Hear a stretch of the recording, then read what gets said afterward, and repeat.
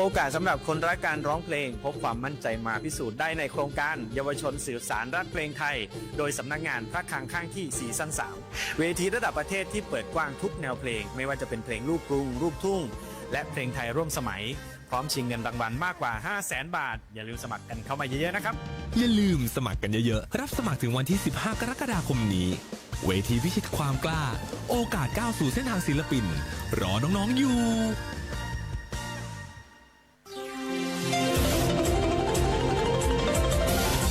วิทยุแห่งประเทศไทยให้ความรู้คู่ความสุขที่นี่สถานีวิทยุกระจายเสียงแห่งประเทศไทยจังหวัดลำปาง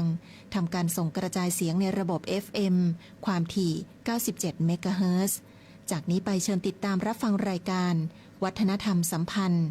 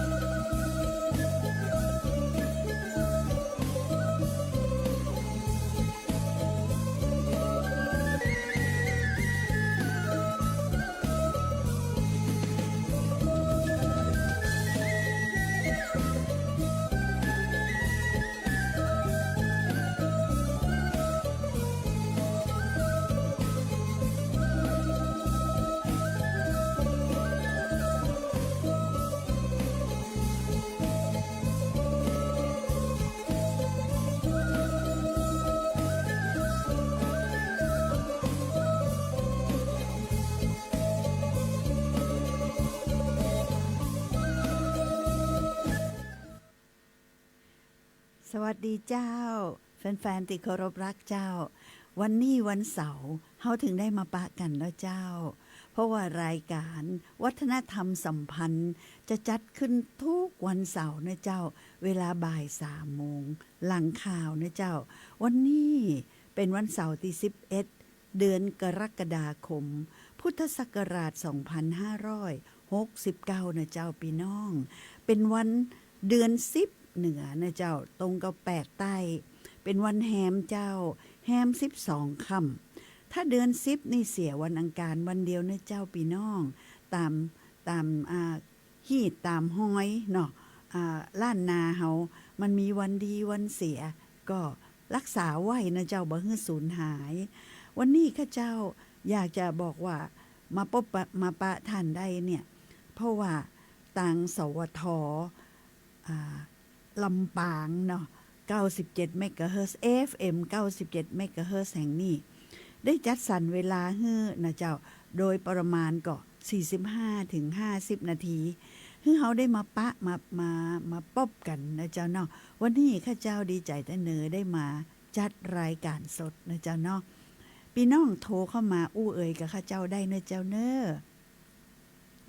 ที่หมายเลขโทรศัพท์054-224-556นะเจ้าอู้เอ้ยอย่างเพราะว่ารายการนี้เฮามีเป็นรายการเดินเรื่องความหู้มวลๆนะเจ้าเนาะก็อยากจะสอดแทรกเพลงได้พ้องอีนะเจ้าก็เลยเปิดโอกาสนะเจ้าแฟนๆที่อยู่ทั้งบ้านวันนี้วันเสาร์พ่องก็ได้พักผ่อนเนาะพ่องก็ยังทำงานอยู่บ่เป็นหยังเจ้าเนี่ยไปทำไปเนาะเนี่ยไปทำไปฟังไปนะก็จะรู้สึกว่าผ่อนคลายบ่เครียดนะเจ้าเนาะเพราะว่าวันพุธวันอาทิตย์ส่วนใหญ่ก็จะได้พักผ่อนการพักผ่อนก็บ่ใช่ว่าต้องอยู่กับบ้านแล้วก็นอนเนาะแล้วก็บ่ยะหยังการพักผ่อนของท่านอาจจะเกิดขึ้นได้ด้วยการฟังสิ่งที่ท่านเพลิดเพลินที่ท่านม่วนนะเจ้าข้าเจ้าถึงได้จัดสรรในช่วงเนี่ยนะเจ้าช่วงรายการวัฒนธรรมสัมพันธ์นี่ข้าเจ้าก็เลยเลือกสรรหนังสือมาเนาะเรื่องราวดีๆมาแล้วก็สัมมัทนัดเนาะมากี้อู้กันง่ายๆเนาะเรื่องของประวัติศาสตร์พื้นบ้านท้องถิ่นนะเจ้าเนาะเพราะว่าสนใจข้าเจ้าเนี่ยเป็นคนลำปางโดยกำเนิด ก็เลยหยิบเอาสิ่งที่ใกล้ตัวนะเจ้าเนาะคือเรื่องของล้านนานะเจ้าเนาะข้าเจ้ามีครูบาอาจารย์นะเจ้าเนาะแล้วก็มีผู้ที่มีเนื้อหาที่น่าสนใจของลำปางเขาเนี่ยนักหนานะเจ้าข้าเจ้าก็ไปปรึกษาไปขอคำแนะนำนะเจ้าบอกว่าจะเป็นท่านอาจารย์จันสมเสียงดีคนที่คร่ำวอดอยู่ในเรื่องของประวัติศาสตร์ท้องถิ่นนะเจ้าหูหมดเนาะใครหูอย่างก็ไปถามเพราะว่าอย่างท่านสั่งสมแล้วก็สะสมมาเหมือนนะเจ้านอกจากนั้นก็ยังมีอาจารย์มงคลถูกนึกอันนี้ก็เป็นครูบาอาจารย์นะเจ้าแต่แล้วก็สอนท่านเกษียณอายุราชการมาแล้วนะเจ้าหลายปีละเนาะแต่ว่าบ่ได้วางมือจากเรื่องที่ฮักที่สอบเนาะก็คือเรื่องประวัติศาสตร์เมืองบ้านเมืองโดยเฉพาะล้านนาเฮาอีกท่านนึงก็อาจารย์บุญทรงครูวรากูลนะเจ้าอันนี้ก็เอาแต่เอาว่านะเจ้าแต่บ่ใจเอาแต่เอาว่าเรื่องประวัติศาสตร์อย่างเดียวนำเรื่องราวแต่หนหลังมาเข้าสู่ยุคดิจิตอลนะเจ้าทำอีบุ๊กพ่องเนาะทำสื่อพ่องนี่นะมันก็เลยเป็นการลงตัวนะเจ้าที่มาหอมกันนะมาลงหอมเดียวกัน ก็คือเครือข่ายลำปางรักเมืองเก่าเนาะมันเป็นห้อมเป็นห้อยมันเป็นพื้นที่เจ้าที่คนฮักคนหุ่มเรื่องเดียวกันมาทำงานด้วยกันด้วยหัวใจเจ้าบ่ได้ต้องมาสมัครนี่นะบ่ได้ต้องลงชื่อเอาเลขทะเบียนนี่นะบ่ได้มีกฎระเบียบอย่างมาด้วยหัวใจเลยเจ้ามาด้วยหัวใจมาหอมเพราะฉะนั้นก็มีคนทำงานด้วยหัวใจเพื่อล้านนาเฮาเนี่ยเยอะนะแล้วก็ที่เหนียวแน่นนี่ก็คือประชุมทุกวันพุธนะประชุมที่ไหนที่วัดเกาะวารุการามนะเจ้าหรือง่ายๆก็กาดกองตานี่เจ้าก็ได้รับเมตตานะเจ้าจากท่านเจ้าอาวาสนะเจ้าคือใจสถานที่เป็นพื้นที่ยักการนะเจ้าเนาะเฮาก็มาประชุมกันซึ่งเขาเจ้าว่าดีจัดนักเจ้าการประชุมกันอยู่เนืองนี่นะมันทำให้มีเรื่องมีราวอย่างเกี่ยวกับบ้านกับเมืองก็เอามาโศกันเอามาโศกกันนะเจ้าเนาะเพราะฉะนั้นเหตุการณ์ในบ้านในเมืองของเขาไอ้อย่างที่เกิดขึ้นเนี่ยก็ได้หู้ได้หันนะเจ้าเนาะอย่างเช่นว่าในวันพุธเนี่ยทุกพุธของกูอาทิตย์นะเจ้าเขาก็จะมาอู้กันว่ามีอย่างเกิดขึ้นพ้องเนาะที่เกี่ยวก็เป็นเรื่องศิลปะวัฒนธรรมและประเพณีนะเจ้าแล้วก็เขาจะช่วยเขาจะไปหอมเขาจะไปห่วมได้จะได้นะเจ้าของอย่างนี้นี่นะมันเกณฑ์มาได้นะเจ้าถ้าเกณฑ์แล้วมันตึงแบบดูดีแบบดูงามมันมาด้วยหัวใจยกตัวอย่างนะเจ้าเมื่อวันจันทร์ที่ผ่านมานะเจ้าเนาะเปิ้นจันทร์ที่6เจ้ากรกฎาคมที่ผ่านมานี่นะเจ้าถ้าหากว่า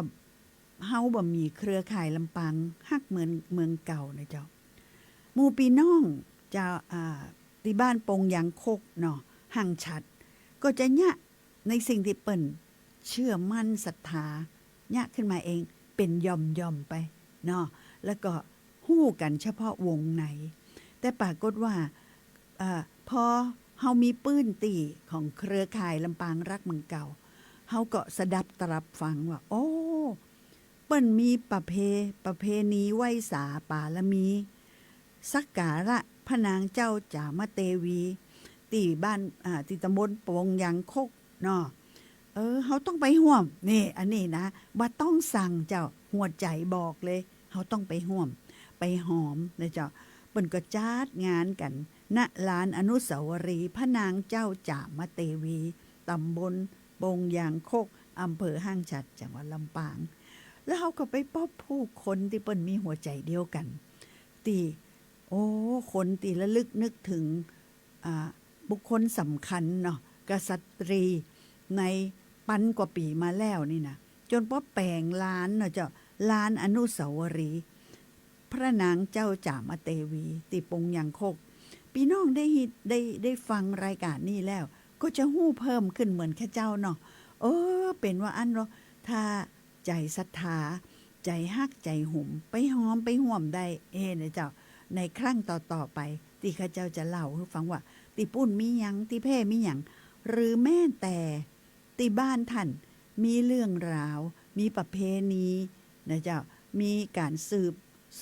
มีการสืบทอดเนาะฮีดฮอยใดๆท่านใจรายการนี้เจ้าคือเป็นประโยชน์โทรเข้ามานะเจ้า054-224-556บอกกล่าวเรื่องอันเป็นวัฒนธรรมประเพณีเนาะข้าเจ้าจะได้ประกาศไปเนาะคือฮู้ว่าเมืองลำปางนี่บ่ได้ยักดับ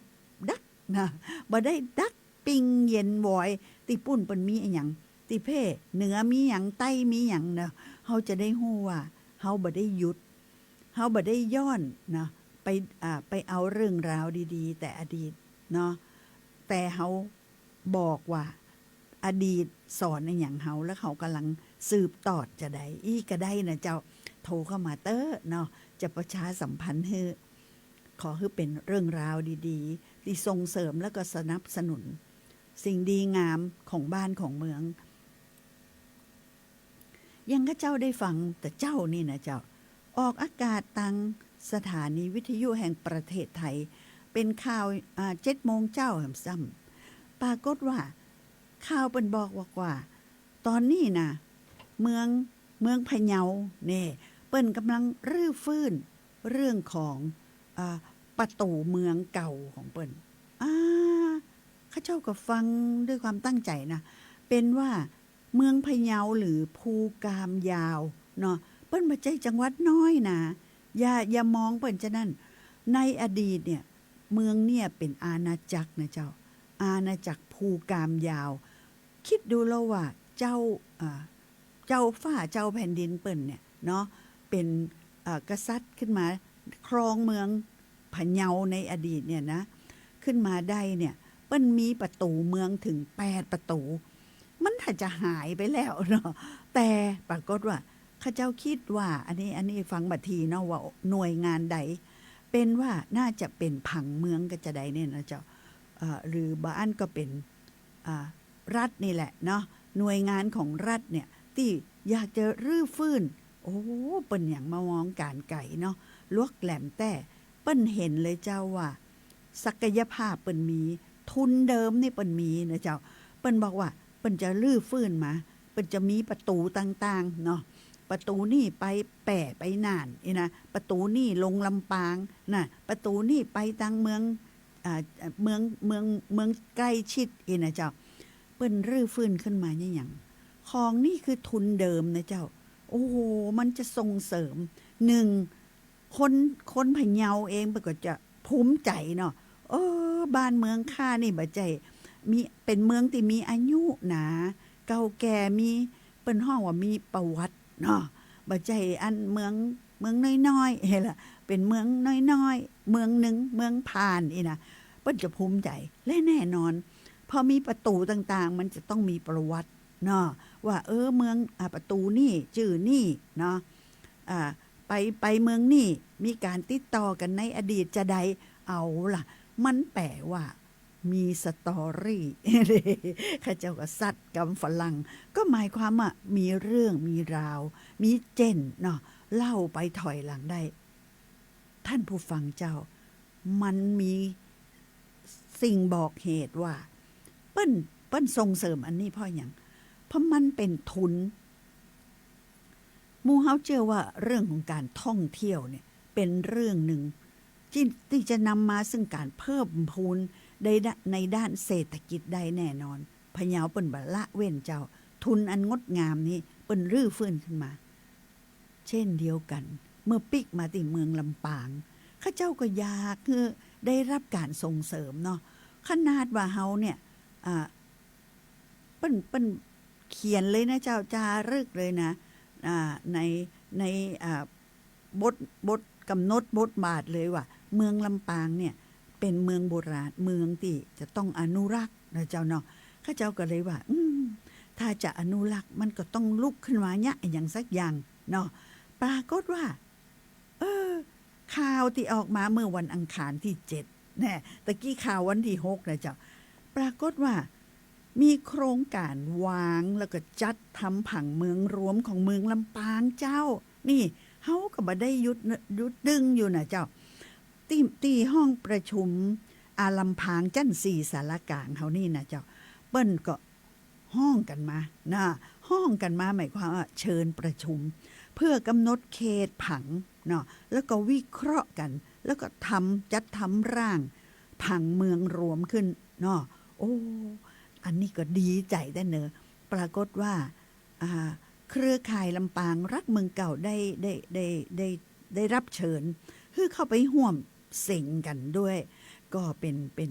ข่าวเนาะเป็นข่าวที่ดีว่าประเดี๋ยวนี้แต่ละจังหวัดเนี่ยเปิ้นลุกขึ้นมากลับมา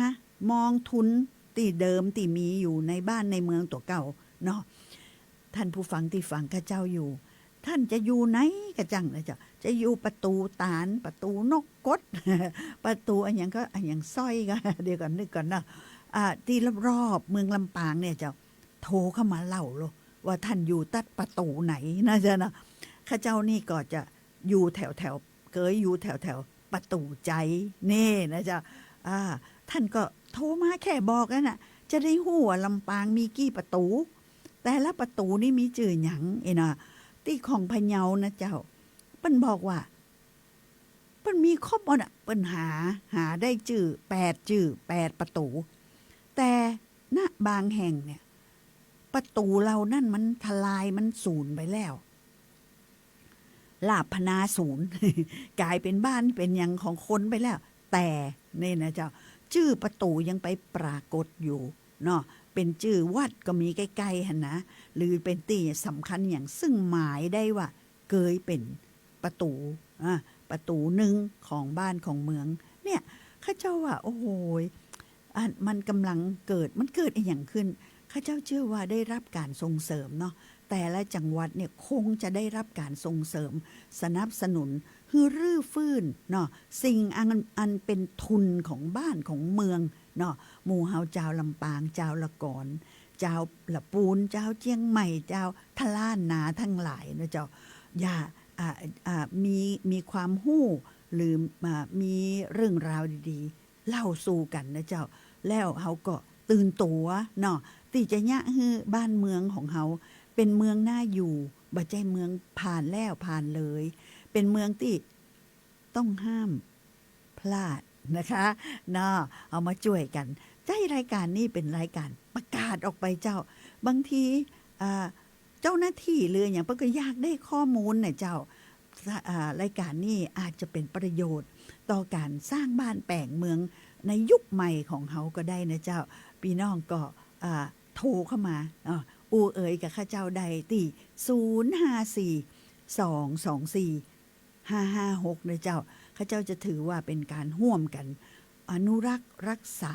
เนาะสิ่งที่เป็นศิลปะวัฒนธรรมประเพณีและประวัติศาสตร์นะเขาช่วยกันเจ้าคนละไม้คนละมือเนาะใจ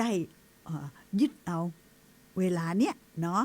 รายการเนี้ยนะเจ้ารายการวัฒนธรรมสัมพันธ์เนี่ยเป็นรายการช่วยกันสร้างบ้านแปลงเมืองเนาะข้าเจ้าว่าไปบ่ใช่เฉพาะเขตอำเภอเมืองนะเจ้าโครงการข้าเจ้านี่ยังบัดได้เริ่มต้นเลยที่จะสืบเสาะเนาะเพราะข้าเจ้าเคยเอิ้นไปว่าข้าเจ้าเชื่อทุกหนทุกแห่งเนาะทุกอำเภอและหลายๆตำบลมีเรื่องบักเก่าเล่าไว้เนาะมีของติสืบตอดมาเมินนานมากเนาะสวัสดีเจ้าตอนนี้มีแฟนโทรเข้ามาในรายการสวัสดีเจ้าผู้จักเนาะขอบพระคุณค่ะ ท่านคู่ขวัญ พิธีกรคู่ขวัญของข้าเจ้าคุณยายกิ่งแก้วนะเจ้าคู่กับคุณยายพิมพ์เนาะ อยากจะตักตายว่าใดเจ้ายังสาวอยู่ เอาสาวก็ย้ายเป็นสาวปีอ่ะโอ้โหกำลังใจกันนะเจ้าคุณยายชอบเรื่องประวัติศาสตร์พื้นบ้านหรือว่าท้องถิ่นนี่ก็เจ้าชอบฟังชอบฟังว่าจะย้ายนั่นเพลงก็ชอบได้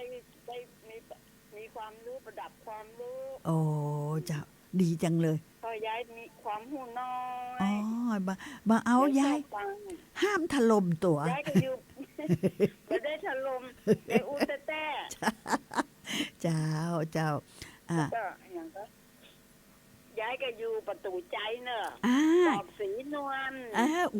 ยายโหอย่างเกี่ยวกับตรอกสีนวลสักนิดหนึ่งกับเจ้า ยายเกิดมากับเบิ่นก็ว่ากอกสีนวล ก็ยายว่ามันเป็นจืด แถวนั้นก็สมัยก่อนมันมีบ้านคุ้มเจ้าเนาะเพิ่นอยู่แถวบ้านยายนั่นน่ะคุ้มเจ้าหลวงอ่ะ อ๋อนี่ไงเนี่ยสำคัญมากโอ้ ชื่อเจ้าอะไรอย่างเจ้าอย่างเจ้าจิตเจ้าอย่างหัว จ้านี่อ๋อไข่หู้ก็มาหอมยายกิ่งแก้วเนอะยายกิ่งแก้วเริ่ม ยายเราจ้าง จ้า แต่แถวนั้นเป็นตรงตีนั่นน่ะมันเป็นแบบบ้านเจ้าเนาะ อ๋อ เป็นคนแต่งเป็นแถวเลยนะ จ้า บอกซาไผ่ณลำปางเป็นลูกหลานเจ้าเนี่ยคือมาอยู่ได้ถ้ามีที่อยู่นะ อ๋อ แต่เดี๋ยวนี้ลือยังกับหูยาย จ้า เอาไป จ้านี่มีประโยชน์จัดนักนะเจ้าบางทีละออนสมัยนี้เนาะยายขี่รถไก่ไปตรอกสีนวล ใช่ ไปกับบ่ฮู้เนาะจื้อไข่นี่สีนวล จำได้เป็นว่าเป็นคนเท่ากันเนี่ยถ้าลูกหลานคนลำปางณลำปางอย่างนั้นมีที่อยู่มีอย่างเนาะ เปิ้นมี คือมาอยู่แถวบ้าน โอ้ บ้านเป็นปูเป็นแถวเลยอ่ะ ค่ะนี่เห็นก็ โอ้โหขอบคุณมาก เป็นแถวเลยในบ้านจะมีน้ำบ่อด้วย ไปตักน้ำตีบ้านเพิ่น เพราะว่าสมัยแตะกอนมันมีประปาเนาะแม่เนาะ จ้า สมัยแตะกอนมันมีประปาคือ จะใช้น้ำต้องซื้อ สะอาดนะเนาะ ค่ะ แล้วก็เอาไปกรองหำกำหนึ่ง เออ เป็นสีกรองน้ำเนาะ นี่ไงประโยชน์โทรเข้ามาเถอะ จะตายตอนย้ายไปตักข้างนั่นก็เป็นเจ้าบ้านธรรมดา อ๋อ เป็นบ่อ เจ้า ใหญ่ เออ เป็นสาวเป็นหยังไปตักเล่นอู้กันม่วน จ้านั่นไงก็เห็นก่อนได้เห็นภาพชีวิตเนาะสาวน้อยไปตักน้ำบ่าวน้อยไปลักพกพอ แม่นก็ มันก็ไปตักด้วยกันนั่นแหละ จ้าคือม่วนกันเนาะจ้าเป็นคล้ายๆเป็นสังคม ยายยังเบบีอยู่ จ้าตัวบนไปเนาะยายเนาะตัวบนไปสาวน้อยบ่าวน้อย น้ำตักถ้า เจ้า ถ้าจะเอาน้ำตีกินได้นะบ่อตีแถวน้ำตา แล้วแม่เป็นห้องวัดอะไรอย่างก็ตีแถวน้ำตาลนั่นเนาะ อืม โอ้ครับไปไกล เจ้า น้ำบ่อน่าสะอาดไว้สำหรับเขาตักมากิน นั่นโอ้ขอบพระคุณ เดียวมันหมดกันแล้ว เจ้า วัดอะไรอย่างก็เดี๋ยวกัน ยายก็จำได้ละ เดี๋ยวค่อยๆนึก ค่อยๆนึกยายเดี๋ยวมันตึงมา ทหารพี่น้องต้องขอบคุณ ไปหลายคนนะ เจ้าขอบคุณ สายหาบมายิดกันยั่ง นี่นะคะเราจะบันทึก เอาปีดอ่ะ อ่า ปีดเนี่ยเอาทีเดียวให้มันเต็มอันนี้ไปเลยไม่ต้องไปตักบ่อย ค่ะ นี่คือภาพชีวิตเนาะเมื่อประมาณสักกี่ปีคะ แต่แถมนั่นก็มีบ้านเป็นปลูกถั่วงอกขายเป็นแก้ซ้ายเนาะ จ้า เจ้าเป็นแก้ซ้ายปลูกถั่วงอกนะ จ้าบ่ได้ใจขี้เฒ่าขี้เถิงอย่างมัน อย่างสมัยนี้เนาะยาย นี่ จำได้เพิ่นเอาขี้ทรายเนี่ยใส่ในกล่องในลังไว้แล้วก็โรยถั่วงอกถั่วงอกออกมา นี่เป็นแถว ตัวเขียว นี่เป็นแถวตรอกสีนวลเหรอ นี่เป็นแถวตรอกสีนวลหรือ สะอาดกว่า ค่ะ สะอาดดีตัว จ้า เจ้าขอบคุณเจ้าเพื่อ เจ้า ถึง ดีแล้วค่ะ ดี มีคนเจ้าบอกเรา ได้ เกิดเหมือนเป็นอาจจะหูเรื่องเป็นอาจจะ ค่ะ โตมาอู้ ค่ะ เลยเนาะ โอ้ขอบพระคุณนะเจ้า คุณยายกิ่ง ยายก็ แก้ คิดเดินหาในเวลาเทศมากับม่วน เจ้าต้องกล่าวต้องอู้สดเนาะ จ้าขอบคุณมากสวัสดีเจ้า สวัสดีเจ้าคุณยายน่าฮักแต่เหนือเนี่ย มันอู้กันแล้วก็ม่วนนั้นนะอยากจะบอกว่าตีตรอกสีนวลตีใกล้ๆตรงในเวียงนี่แหละนะเจ้าต้องบอกว่าใกล้ๆกับประตูใจนะเจ้าอาจจะมีคนสงสัยโดยเฉพาะคนรุ่นใหม่เนาะว่าหรือบ่สงสัยเนาะอ่านว่าตรอกสีนวลก่อนแล้วขี่รถรื่นผ่านไปความจริงมันมีติมาติไปเนาะข้าเจ้าก็ได้ยินเหมือนอย่างกับคุณยายกิ่งแก้วนี่แหละเจ้าว่าพื้นที่บริเวณนั่นเนี่ยมันเป็นตีเจ้าอยู่หมู่เจ้าตั้งหลายเนาะเป็นคุ้มนะเจ้าเป็นคุ้มแล้วก็แต่เพิ่มมาได้ความรู้เพิ่มหมายความว่าเปิ้นปลูกไว้เป็นแถวเป็นแนวเลยใครที่เป็นณลำปางแล้วก็ต้องการที่พักที่อาศัยขึ้นมา ตีกอกนี่อีนะเจ้าไข่หู้ไข่หันรายละเอียดวันหลังก็ขี่รถก็แหว่ไปนะเจ้าเนาะแล้วไปก่ายเหตุกรรมแล้วก็บอกตัวเก่าว่าหันละนะหันจื้อละกอกสีนวลแล้วก็ได้มาเยี่ยมละนะได้มาขี่รถเข้าไปละนะเจ้าแอวลำปางคือข่อยๆนะเจ้าเพราะว่ามันมีประวัติถึงนั่นนะเจ้าเนาะเอาละเจ้าก็ได้คุณยายกิ่งแก้วประเดิมเนาะถ้าหากว่าท่านผู้ฟังที่อยู่ฟังอยู่นะเจ้าอยากให้แชร์อยากให้แบ่งปันท่านโทรเข้ามานะเจ้า054-224-556เห็นก็คุณยายอูนิ้วเดียวเนี่ยมันก็จุดประกายเนาะแต่ละถนนนะจะแต่ละชื่อนะเจ้ามีอาจมีที่มาที่ลึกซึ้งเลยก็ถอยไปยาวไกลมากนะเจ้าอย่างข้าเจ้าเราฟังเมื่อหนแล้วหนหลังว่าชื่อถนนบุญยวาทนี่นะเปลี่ยนไปตั้งหลายครั้งละล่าสุดชื่อถนนบุญยวาทก็จะเพื่อเป็นที่ระลึกแล้วก็ให้เกียรติเจ้าผู้ครองนครลำปางองค์สุดท้ายเนาะองค์สุดท้ายของลำปางนะเจ้าเนาะก่อนหน้านี่เปิ้นก็มีชื่อนะเจ้าก่อนจะชื่อถนนบุญยวาทชื่อว่าถนน9 มิถุนาชื่อจะอีแต่เจ้าข้าเจ้าจำได้แม่นเพราะว่าตอนนั้นอยู่ประถม3แล้วก็เขียนจดหมายปิ๊กมาบ้านนะเจ้ากับบ้านเลขที่นะแล้วก็ถนน9 มิถุนายังจำได้จนถึงบัดนี้นะเจ้าเห็นก่อนมันมีที่ไปที่มาแล้วยังต้องเป็น9 มิถุนาอันนี้9 มิถุนาก็เป็นวันที่รัชกาลที่9นะคะขึ้นของราชหมายความว่ารัชกาลที่9รับต่อเลยจากรัชกาลที่8และก็เป็นวันที่รัชกาลที่8นะคะสิ้นพระชนม์นะคะวันเดียวกันเลยก็เป็นที่หมายที่ระลึกถึงนะเจ้าเดี๋ยวข้าเจ้าจะไปซอดต่อว่าก่อน9 มิถุนาเนี่ยก่อนจื่อ9 มิถุนาถนนนี้ก็มีอีกจื่อหนึ่งนะเจ้าข้าเจ้าจะไปซอว่ามันจื่ออย่างนี้นะเจ้าสำหรับท่านอื่นๆก็โทรเข้ามาได้นะเจ้าข้าเจ้าบัถือว่าท่านได้คัดจังหวะเนาะจังหวะอย่างคือช่วงระยะเวลาเนี่ยเจ้าข้าเจ้าเล่าเรื่องเมืองละกรเฮาเนี่ยมาเป็นยุคเนาะ3 ยุคด้วยกันแม่เรามาเมินนานตอนนี้เข้ายุคสุดท้ายนะเจ้าคือยุคที่3เนาะ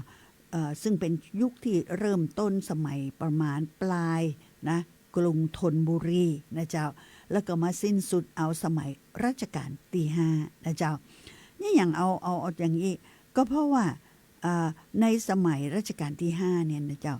มันมีการเปลี่ยนแปลงการปกครองนะเจ้าจากเมืองที่มีเจ้าเมืองมาเป็นเมืองที่มีสมุหเทศาภิบาลเป็นการปกครองแบบเทศาภิบาลคือเริ่มจะเป็นเมืองเป็นจังหวัดขึ้นละนะเป็นมณฑลโดยตัวใหญ่สำคัญก็คือขึ้นอยู่กับต่างการปกครองระเบียบอย่างต่างๆขึ้นอยู่กับทางกรุงเทพนะเจ้าบัจจัยได้ขึ้นกับ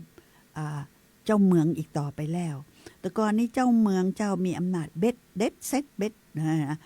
เบ็ดเสร็จเด็ดขาดนะเจ้าเลยหมายความว่าใดเหมือนเป็นเมืองของตัวเก่าเป็นเจ้าของ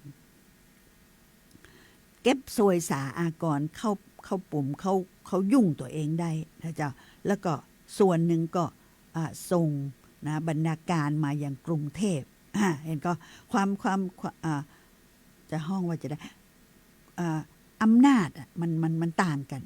แต่พอได้เปลี่ยนเนี่ยนะเจ้าอำนาจของเจ้าเมืองทั้งหลายไม่ใช่เฉพาะลำปางเนี่ยเจ้าผู้ครองนครทั้งหลายนะเจ้าที่อยู่ในขอบเขตขันธสีมาเนี่ยของรัชกาลที่5เนี่ยก็จะถูกลดลงหมายความว่าอย่างไรคือไปกินเงินเดือนแตนเนาะแล้วการเก็บซวยซาก็เริ่มเป็นของข้าหลวงที่ส่งมาจากต่างกรุงเทพจะนี่เป็นต้นนะเจ้าเนาะข้าเจ้าก็เล่าเนาะเล่าโอ้โหแม่ถ้าว่าแล้วก็เมินนานนะ เมินนานเหมือนประวัติศาสตร์แหละข้าเจ้านั่งเล่าที่สวทนี่นะมาก็เป็นปีๆแล้วนะเจ้าเริ่มต่อย้อนไปตั้งแต่ 2,300 กว่าปีมาแล้วนะเจ้าว่าตั้งแต่เริ่มมีเมืองลำปางนี่เริ่มจ่าใดนะเจ้าเล่ามาเป็นยุคที่1นะเจ้าต้องบอกว่าเป็นยุคของน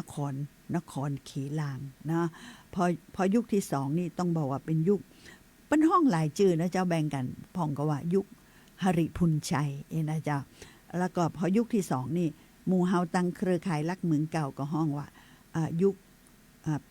แผ่นดินผู้กล้าประวัติศาสตร์ที่หายไป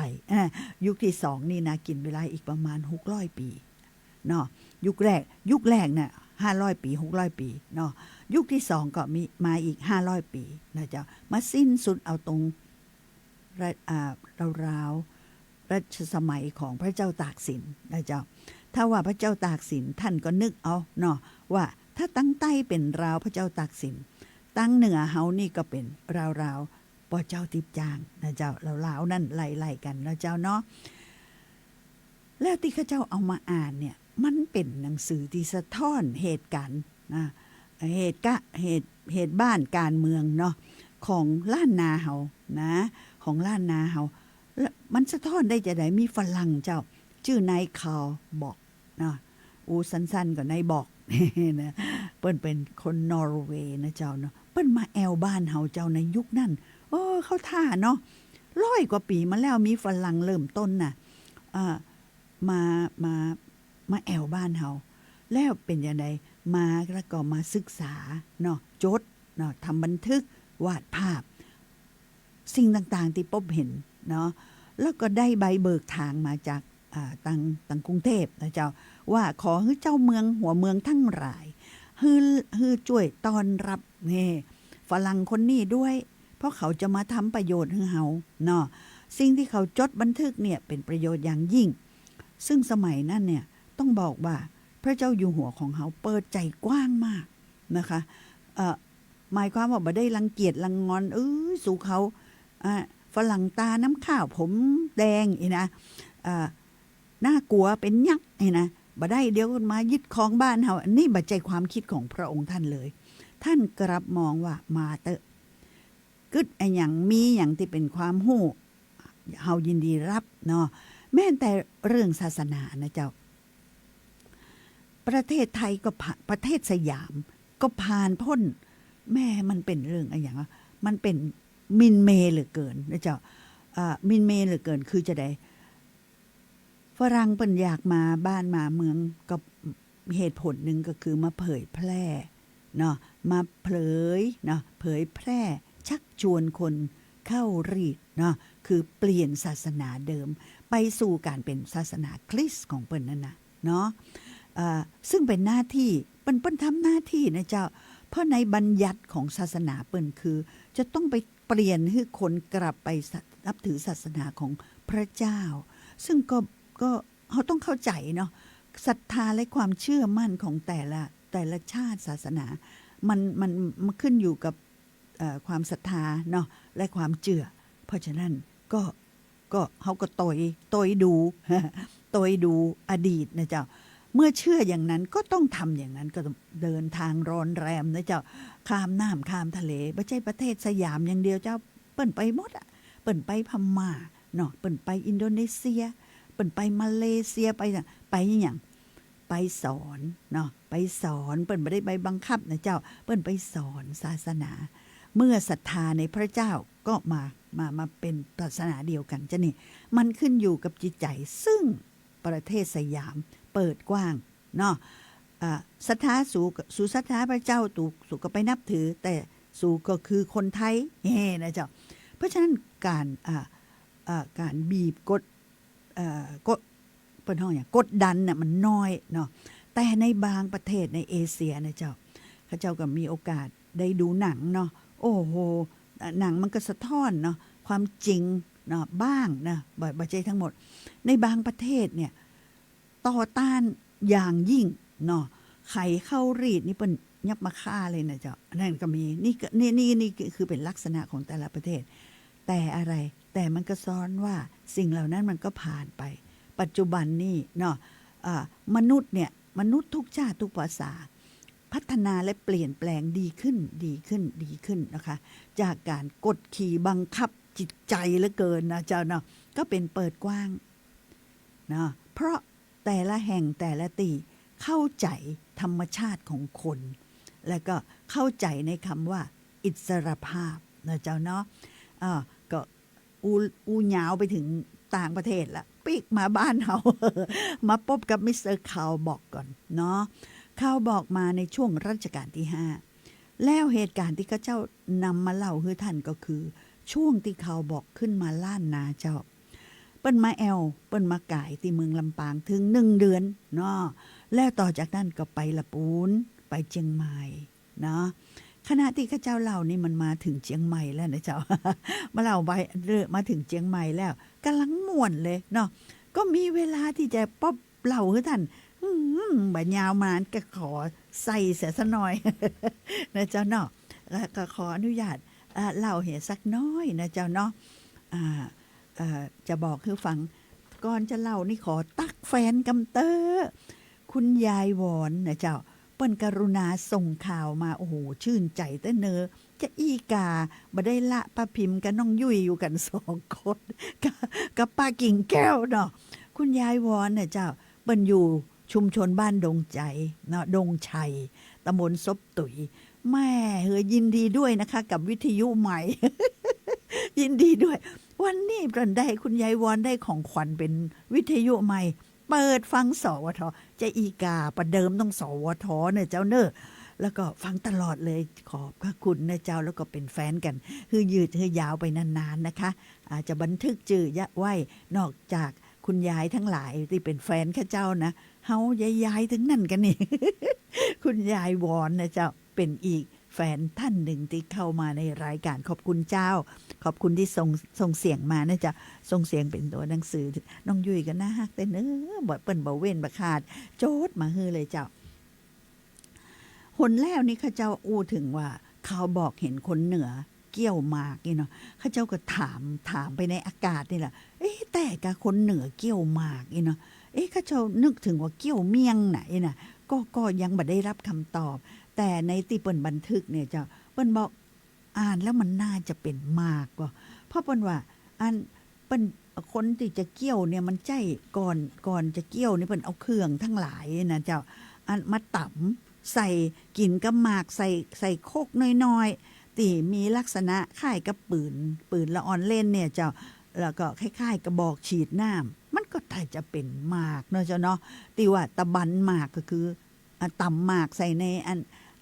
ภาชนะที่มันเป็นกรวยยาวกรวยโลหะเนาะยาวๆก็เลยยังงืดอยู่ถ้าท่านใดมีความรู้เรื่องว่าแต่เคยหันอยู่นะคนบ้านเฮาบักเก่าเกี่ยวหมากนี่เนาะแม่เกี่ยวหมากแบบคนไทยคนใต้ก็ส่งเสียงเล่ามานะเจ้าเนาะอันนี้ก็เจ้าอ่านนะเจ้าก็บ่มีความรู้แต่นะเจ้าอ่านไปย่านั่นน่ะแล้วก็บอกว่าคนเมืองบ้านเฮานี่เกี่ยวหมากและมักจะนำติดตัวไปไหนๆเสมอแปลว่าเอาเครื่องมือไปตัวเนอะการตะบันหมากก็คือเพียงใช้สากกระทุ้ง 2-3 ทีและทำให้หมากแหลกเป็นเนื้อยุ่ยไม่ทำให้เจ็บเหงือกซึ่งอ่อนที่สุดเวลาเคี้ยวน่าเข้าใจการที่ปากต้องอมหมากอยู่เป็นนิดทำให้ไม่สะดวกในเวลาคุย นึกออกอ่ะงอมแย่เนาะ แต่พวกนี้มักจะถือเอาโอกาสที่พูดคุยกันนั่นเองแหละกินหมากไปด้วยเนาะธรรมเนียมกินหมากนี้ไม่ดีเลยเพราะมีคราบสีดำจับฟันเต็มต้องบ้วนน้ำหมากกันไม่หยุดหย่อนและคายชานหมากกันเรื่อยไปด้วยคายชานหมากกันไปเรื่อยๆนะเจ้าเนาะกล่าวกันว่าการกินหมากช่วยให้ปากหอมแต่ข้าพเจ้าคิดว่าเป็นการทำให้ฟันผุและทำให้ฟันเสียเสียมากกว่าส่วนยาสูบก็ไม่ได้สูบกันแต่พวกผู้ชายผู้หญิงและเด็กเอาล่ะเฮาได้ฮู้ว่าละอ่อนก็สูบเนาะบุหรี่ขี้โยนี่แหละเจ้าเป็นการยากที่จะกล่าวได้ว่าพวกผู้ชายจะหาเวลาสูบบุหรี่เมื่อหยุดเคี้ยวหมากหรือจะหาเวลากินหมากเมื่อหยุดสูบบุหรี่ได้ยิ่งพวกผู้หญิงด้วยแล้วจะไม่เคยเห็นขาดบุหรี่ในปากกันเลย เฮาก็เห็นภาพนะเจ้าเนาะโอ้ปอมมอนของมอนเฮานะจะกาบบุหรี่อยู่ตลอดนะเจ้าเนาะบุหรี่พื้นเมืองอย่างดีที่สุดใช้ยาสูบมวนด้วยเยื่อกาบหมากสีขาวบางๆแต่ที่เห็นมีขายตามท้องตลาดใช้มวนด้วยใบตองแห้งหรือใบข้าวโพดแห้งยาสูบพื้นเมืองทางนี้คุณภาพด้อยกว่ายาสูบที่ปลูกกันในภาคกลางผู้หญิงบางคนสูบกล้องแต่ทั้งชายและหญิงยังไม่ค่อยสูบกล้องกันมากเหมือนกับที่สูบบุหรี่กล้องสูบยาที่ใช้กันมักทำด้วยไม้ต่อด้วยรากไผ่งอนึกภาพออกเลยนะเจ้าอ้าวแล้วก็เล่ามาถึงคนบ้านเฮานี่สมัยก่อนตึงเกี่ยวหมากตึงสูบขี้หนูเนาะบันบอกแม่ยิงนี่กาบไว้ขำปากเลยเนาะทั้งวันเลยเนาะน่าสนใจเปิ้นจะมีเป็นมะเร็งปากผ่องก็ฮะอันนี้ต้องดูทางการแพทย์เนาะข้าเจ้ากับฮู้แต่เปิ้นเห็นเลยฝรั่งเห็นเลยนะเจ้าว่าเรื่องการเกี่ยวหมากกับสูบขี้โยนี่นะเป็นของประจำของคนเหนือเลยนะเจ้าเนาะเมื่อเก๋าอ่านจดหมายของเจ้าอุปราชจบเจ้าเมืองป้าวจำได้ก็เจ้าเปิ้นมาถึงเมืองป้าวเจียงใหม่นะเจ้าก็บอกว่าจดหมายนี้สำคัญมากและตนเองก็เคารพนับถือเจ้าอุปราชและเจ้าหลวงเชียงใหม่ผู้อาจจะสั่งให้ตัดหัวผู้ที่ขัดขืนคำบัญชาอยู่ข้าพเจ้าสังเกตว่าภรรยาเจ้าเมืองได้ค่อยๆพูดกับคนใช้2 คนซึ่งรีบลุกไปจัดเตรียมที่นอนให้ข้าพเจ้าตรงมุมห้องทันทีนะโดยไม่ต้องรอคำสั่งของสามีการจัดที่นอนนี้ไม่ต้องเสียเวลาหรือเสียข้าวของอะไรมากนะเพียงแต่ปูเสื่อ2 ผืนลงพื้นห้องเอาหมอนวางบนเสื่อแล้วก็เอามุ้งผ้าฝ้ายมากางให้เท่านั้นแต่เมื่อจัดเสร็จก็มาบอกข้าพเจ้าโดยไม่มีพิธีรีตองเอาอย่างไรว่าได้เตรียมที่นอนไว้ให้เรียบร้อยแล้วนะท่านที่ฟังมาโดยตลอดก็จะจำได้นะเจ้าว่าจดหมายเนี่ยเนาะมันมีความสำคัญถ้าเป็นจดหมายของเจ้าเมืองเนาะเป็นของเจ้าอุปราชนี่โอ้โหคนฮับนี่จะกูรีกูจอแทบจะกราบจดหมายเลยนะเจ้าปฏิบัติตามเจ้าแม่ยินดีจัดหนักสวัสดีเจ้าแฟนข้าเจ้าโทรมาจากไหนเอ่ยมาจากเนี่ยบ้านตอกซอย8เดี๋ยวเปลี่ยนเป็นซอย8บ้านดงชัยเนาะแล้วก็เป็นบ้านตอกบอมเบย์เบอร์มาโอ้โหตรอกบอมเบย์เบอร์มาสนใจเป็นซอย8บ้านดงชัยเจ้าพี่ลมทานเป็นอาจารย์เป็นอย่างไปอ่ะเจ้าแถวที่ลงไปที่ตอกบอมเบย์เบอร์มาน่ะมันจะมีที่ว่างอันกว้างเจ้ามันป่าไม้แล้วก็ฝรั่งที่เป็นเจ้าของบอมเบย์เบอร์มาน่ะเจ้าเปิ้นมีตีบ้านกว้างเจ้าตั้งแต่ที่เปิ้นขายตู้น่ะหลอบไปบ้านให้ตีอันเลยไปสี่สะพานไปยังปุ้นน่ะกว้างเจ้าโอ้โหไปที่ตานะเจ้าลงไปที่จอกซอย8บัดเดียวนี่น่ะเจ้าจะไปตรงนั้นน่ะมันจะเป็นกล่องอันไอเนี่ยกล่องไอไม่สูงน่ะนั่นแล้วยังอันนี้เป็นไปโรงเรียนเทศบาล4มาก็มาไล่เล่นกันที่นั่นจ้าเป็นห้องตอกบอมเบย์เบอร์มาน่ะเนี่ยค่ะน่าสนใจมากเพราะเฮาสนใจบ้านหลังนี้จัดนักตอนนี้เปิ้นเป็นผู้เป็นเจ้าของเป็นคนไทยแล้วมันก็เจ้าเป็นลูกป้ายหลานป้ายพี่เนี่ยล่ะเดี๋ยวเปิ้นอันเปิ้นก็มีเจี้ยฝรั่งกันเนาะอันเป็นได้แฟนเป็นลูกของฝรั่งคนไหนน่ะโอ้เจ้าถ้ากับแฟนเปิ้นก็เป็นลูกคน คนฝรั่งเจ้าของบอมเบย์เบอร์มา ขอบคุณจัดนักเจ้าต้องบอกว่าแฟนโทรมานี่ท่านจื่ออย่างนะเจ้า วันหน้าจะคุณป้าเป็นช่องของอันเพ็ญแขจันเกสรเนาะฝรั่งที่นี่ก็ชื่อป่าเย็นจันเกสรเจ้าเป็นเจ้าของห้างบ้านบอมเบย์ค่ะโอ้ขอบคุณชาตินักเจ้าน่าสนใจและเจ้าจะไปสืบค้นหาเนาะว่าอย่างเนาะแต่ก่อนนี่ทำธุรกิจเกี่ยวกับไม้แม่นก็อย่างนี้ดีกับเจ้าเนาะเป็นเหมาไม้เป็นปลาเนี่ยนะจ้าเป็นคนเหมาทำไม้เจ้าโอ้ขอบพระคุณมากเลยนะเจ้าข่าวหน้าแฟนข้าเจ้าท่านนี่ต้องโทรเข้ามาแหมนะเจ้าคือเจ้าห้องคุณเนาะคุณน้องคุณพี่ ว่าจะได้ดีเด้อเจ้าเป็นอายุ82ละกราบค่ะกราบ กราบคุณพี่ค่ะพี่ชื่ออย่างนะเจ้าคุณพี่ดวงจันทร์เจ้าดวงจันทร์ค่ะโอ้โหยินดีเลยนะเจ้าฟังรายการนี่พักครั้งแรกเลยเจ้าหรือเปล่าคะนี่วิ่งเล่นในบอมเบย์เบอร์มาตั้งสมัยเป็นละอ่อนนักเรียนเชื่อเลยค่ะถ้า83นี่นะ ต้องวิ่งอยู่แถวนั้นแน่ๆตอนน้อยๆนะเจ้าเนาะแล้วก็ขอบพระคุณนะเจ้าที่โทรเข้ามาแล้วก็ฮือความฮู้กับหมู่เฮานะเจ้าบางอันจะลืมไปเลยเนาะว่าบ้านนี่มีความสำคัญจะใดนะเจ้าเนาะดอกบอมเบย์มามันหายไปเลยเดี๋ยวกับบ้านแม่นแต่มีชื่อเจ้าขอบพระคุณนะเจ้าที่โทรเข้ามาแล้วก็ขอบคุณแตนสวท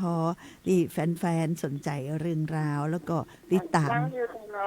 เจ้าขอบคุณคุณพี่ดวงจันทร์นะคะสวัสดีเจ้าขอบคุณเจ้าสวัสดีเจ้าโอ้โหวันนี้ข้าเจ้าจะลอยไปเลยบินค่ะบินปิกบ้านเพราะว่าฟอแฮนทางฟังรายการแถมยังแชร์เข้ามานะเจ้าเรื่องของอันบ้านบอมเบย์เนี่ยเจ้าบ้านบอมเบย์เพิ่นยังเขียนชื่อนี่ติดหน้าบ้านนะเจ้าเขาเจ้าจะขึ้นสะพานเนาะที่ห้องสะพานอย่างพัฒนาภาคเหนือมันก็เจ้าถ้าเขาจะขึ้นสะพานอยู่ทางหน้าบ้านหลังนี้จะอยู่ทางซ้ายหันก็เจ้าว่าลำปางเนี่ยมีเรื่องราวทั้งนั้นเลยฝรั่งนี่นะเจ้ามาตั้งบริษัทเนาะมีEast Asiatic เนาะบอมเบย์เบอร์มาแล้วก็อีกหลายนะเจ้าเพื่อทำไม้นครเขลางแต่ก่อนนี่บ้านเฮานะการกุ้งรุ่งเรืองเศรษฐกิจต้องบอกว่าเศรษฐกิจรุ่งเรืองมากเพราะว่าทำไม้มีการซื้อขายระหว่างประเทศทีเดียวนะเจ้าเนาะเป็นยุคที่รถไฟมาถึงตึกตีลำปางนะเจ้าเนาะฝรั่งมังค่าทั้งหลายก็ตึงฝรั่งตึงคนพม่าเนาะคนทั้งหลายก็มากันเนาะบ้านเมืองลำปางยุคนั้นรุ่งเรืองพุ่งราวกับพลุนะเจ้าที่ส่องแสงประกายขึ้นท้องฟ้าแม้นว่ามันจะค่อยเศร้าลงแต่บัดนี้เนาะเขาก็จะทำให้บ้านเมืองเขาเนี่ยรุ่งเรืองได้เนาะด้วยการห่วมใจกันมีของดีอย่างออกมาเนาะออกมาโชว์ออกมาเล่าออกมาบอกกันนะคะแล้วก็ฟังรายการนี้เนาะใจรายการนี้คือเป็นกระบอกเสียงเนาะนี่เห็นวันนี้ข้าเจ้าได้ตั้ง2เรื่องตรอกสีนวลแล้วก็บ้านบอมเบย์นะจ๊ะวันเสาร์หน้าคงจะมีอย่างดีๆเนาะแฟนๆคงจะโทรเข้ามาแชร์นะจ๊ะโทรเข้ามาบอกวันนี้ก็หมดเวลาแหมละเนาะแหม3 นาทีก็จะหมดเวลาเข้าข่าวละบ่เป็นยังบัดต่อละเนาะวันหน้าก็มาฟังต่อว่าเปิ้นจะไปเมืองเป้าเลย เขาบอกจะไปเมืองเป้านี่นะเปิ้นเตรียมครัวจะได้พ่องม่วนเจ้าคราวหน้าเปิ้นจะอู้ถึงสิ่งต่างๆที่ได้มาในพื้นที่เนาะจังหวัดเชียงใหม่หัวบักเก่าสมัย100 กว่าปีมาแล้วสำหรับวันนี้เวลาพรากเราไปซะแล้วนะจ๊ะข้าเจ้าพิมพ์ธิดาดีบุกคำจะขอมาพบท่านในวันเสาร์หน้าบ่าย 3 โมงนะเจ้าสวัสดีเจ้า